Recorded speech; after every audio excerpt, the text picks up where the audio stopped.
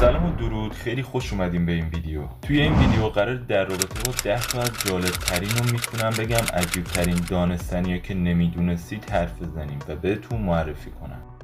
پس قبل از اینکه بریم سراغ ویدیو، خوشحالم میکنید که این ویدیو رو لایک کنید و اگر از این جور سبک از ویدیوها دوست دارید بیشتر ببینید حتما یه سری به کانال ما بزنید و کانال ما رو دنبال کنید. شماره 1: آیا میدونستید که تا به امروز فقط 1% از موجودات جهان مورد تحقیق و کشف قرار گرفته؟ دانستنی شماره 2: یک خرس بالغ میتونه به اندازه سرعت یک اسب بدوه.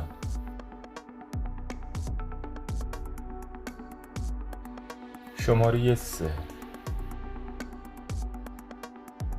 آیا تا به حال به گوشتون خورده بود که پلک زدن زنا 2 برابر پلک زدن مردا هستش؟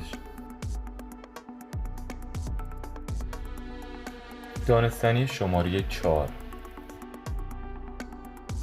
جالبه که بدونید در هر 2 هفته یک بار یک زبان در دنیا منقرض میشه. شماره 5: جالبه که بدونین مورچه ها میتونن 2 روز در زیر آب زنده بمونن. دانستنی شماره 6: جالبترین دانستنی اینه که سگ‌های شهری 3 سال بیشتر از سگ‌های روستایی عمر میکنن. شماره 7: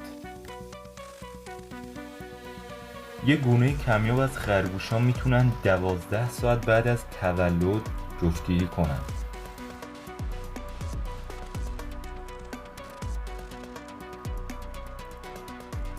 دانستنی شماره 8: میوه موز یکی از پرمصرف‌ترین میوه‌های کشور آمریکا هستش. دانستنی شماره 9: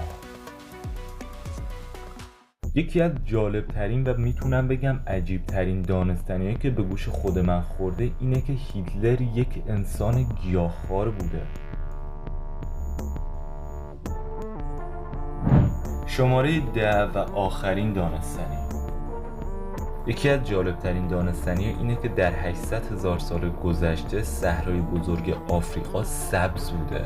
گفته شده که این مکان در گذشته مرطوب بوده و باعث رشد گیاهان می شده، ولی به خاطر نحوه حرکت زمین به دور خورشید این اتفاق برای این مکان افتاده. اینم از این ویدیو. مرسی که این ویدیو رو تا آخر تماشا کردین. امیدوارم این ویدیو براتون جالب بوده باشه. اگر از این ویدیو خوشتون اومد لایک ویدیو فراموش نشه و حتما اگر از این جور سبک از ویدیوها دوست دارید بیشتر ببینید حتما کانال ما رو از پایین صفحه دنبال کنید. تا ویدیوی دیگه، خدا نگهدار.